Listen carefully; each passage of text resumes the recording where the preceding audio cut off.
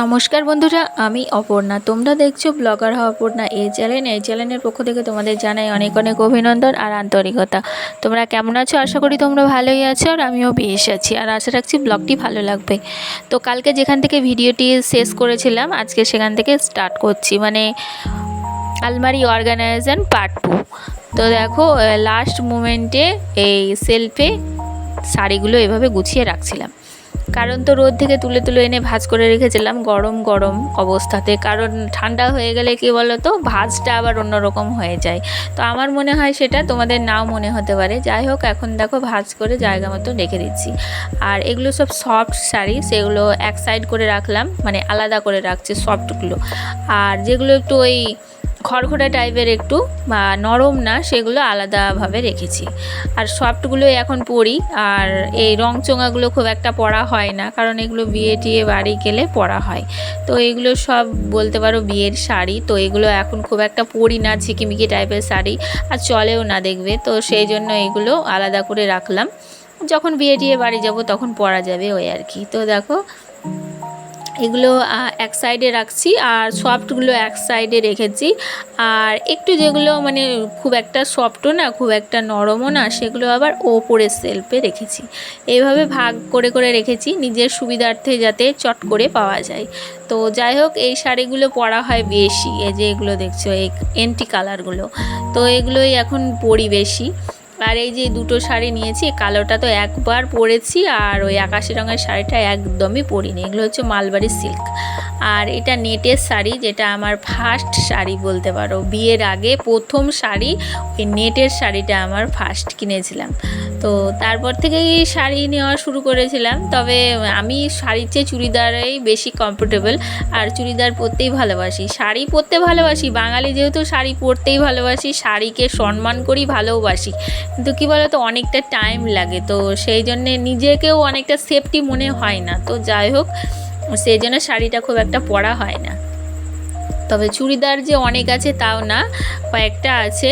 আর বিয়ের আগে প্রচুর আমার চুড়িদার ছিল, যেগুলো আমি একটু মোটা হয়ে যাওয়ার পরে আর পরা হয় না, সেগুলো ওই বাবার বাড়িতেই আছে। এবং আমার ভাইয়ের বউ যেহেতু আমার যে বয়সে ছোট, ওর আবার হয়ে যায়, তো সেগুলো পরে। তো যাই হোক, এখন সোয়েটারগুলো এই অপোজিট সাইডে রাখছি, মানে সকলের উলের জিনিসগুলো যাতে ঝট করে পেয়ে যায়। তো এইভাবে একটা ওপরে সেলফটাতে রাখলাম। আর এই ভিডিওটা করে দিয়েছে কে যেন, আমার হাজব্যান্ড। তো সেই জন্য দেখতেই পাচ্ছো, বুঝতেই পারছো যে কীরকম ধরনের ভিডিওটা হয়েছে। তো যেটা সত্যি কথা সেটা তোমাদের বলা ভালো, তাই বলে দিলাম। আর এই যে এখন সোয়েটারগুলো সব কটা ভাঁজ করা হয়ে গেছে।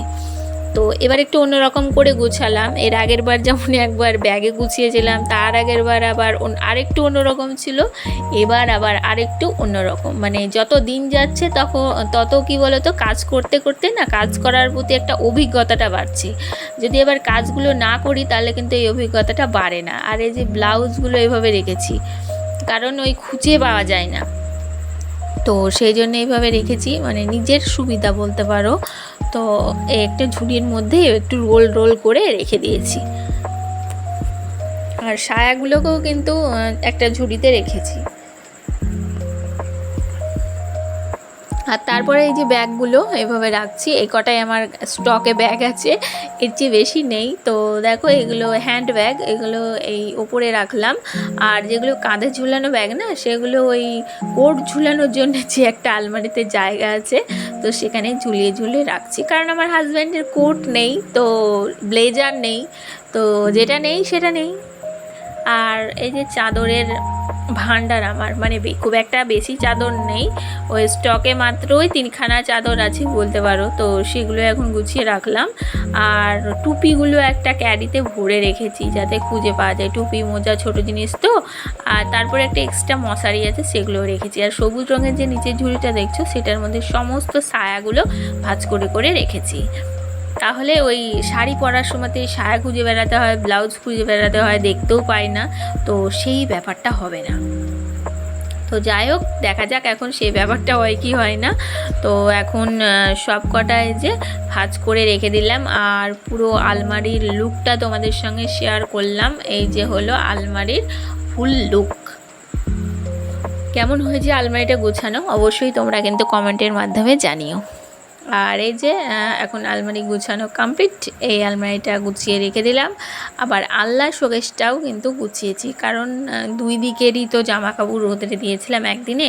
আর যাই হোক কিন্তু বন্ধুরা, আমি ভয়েস দিচ্ছি আর কি মেঘ ডাকছে। ভাগ্যিস আমি একদিনে জামা কাপড়গুলো রোদে দিয়েছি, না হলে যা আকাশের অবস্থা কি বলবো, যদি বৃষ্টি চলে আসতো কী বা অবস্থা হতো, বা আমি দিতেও পারতাম না। তো বলে না, ভগবান যা করে মঙ্গলের জন্য করে, সত্যিই গো মঙ্গলের জন্য করে, আমি মানি, তাই তোমাদের জানালাম। আর এই যে দেখো, এই নিচের সেলফটাতে এখন আমি আমার হাজব্যান্ডের জামাগুলো আর গেঞ্জি প্যান্ট এগুলো আলাদা আলাদা করে রাখছি। এইভাবে রাখলে না ও পেয়ে যাবে। তো একটার আলমারির ভেতর আমার আর হচ্ছে ওই চাদর বা উলের সোয়েটার এগুলো রাখলাম, আর এই আলনা শোকেসটার মধ্যে হাজব্যান্ডের আর ছেলে মেয়ের জামা কাপড়গুলো রেখে দিলাম। আর তারপরে এই যে দেখো, সন্ধ্যাবেলায় হচ্ছে হাজব্যান্ড কিছু স্ন্যাক্স নিয়ে এসেছিলো আর কিছু বাজার করে নিয়ে এসেছিলো, তো সেগুলো এখন তোমাদের সঙ্গে শেয়ার করছি। কলা এনেছিল, তারপরে টমেটো, কাঁচা লঙ্কা, আর এই যে ভেন্ডি, আলু, আদা, আর নিয়ে এসেছিলো ড্রাগন ফল। এর আগে একদিন নিয়ে এসেছিলো, সেটা তো খাওয়া হয়নি, হাজব্যান্ড বাড়ি ছিল না, তো সেইটা নিয়ে বাবার বাড়ি চলে গিয়ে মাকে দিয়ে দিয়েছিলাম। আর এই যে এখন দেখো, আজকে স্ন্যাক্স হিসাবে হাজব্যান্ডে নিয়ে এসছে সন্ধ্যাবেলায় মোমো। তো আমার মেয়ে খুব ভালোবাসে, আমি ভালোবাসি না এমন কোনো খাবার নেই, আমি সব কিছুই কিন্তু খেতে ভালোবাসি। খাদ্য রসিক মানুষ আমি, কিন্তু কী বলো তো, কম খাই ভয়ে, কারণ ওই ফ্যাট বেড়ে যাবে। তো নিজের হেলথের জন্য এইটুকু তো আমাকে স্যাক্রিফাইস করতে হবে, তাই না? খাই না তা না, তবে হ্যাঁ অল্প পরিমাণে খাই। আর তারপরে এই যে খাওয়া দাওয়া করে নিচ্ছি, আর এই যে মোমোটা খেয়ে দেই বন্ধুরা। আজকে আমি ভিডিওটা শেষ করে দিয়েছি, তাহলে চলো প্রতিদিনের কথাগুলো আরও একবার বলে নিই। যারা যারা ভিডিও দেখছো কিন্তু লাইক কমেন্ট শেয়ার কিছুই করা হয়ে ওঠে না, তাহলে প্লিজ একটা লাইক কমেন্ট শেয়ার করে দিয়ে দিও। আজকের মতো এইটুকুই, দেখা হচ্ছে আগামীকাল। ততক্ষণ তোমরা সকলে খুব ভালো থেকো, সুস্থ থেকো, আর অতি অবশ্যই আমার কথা একটু ভেবো। আর দেখতে কিন্তু ভুলো না ব্লগার হওয়া না এই চ্যানেল। নমস্কার।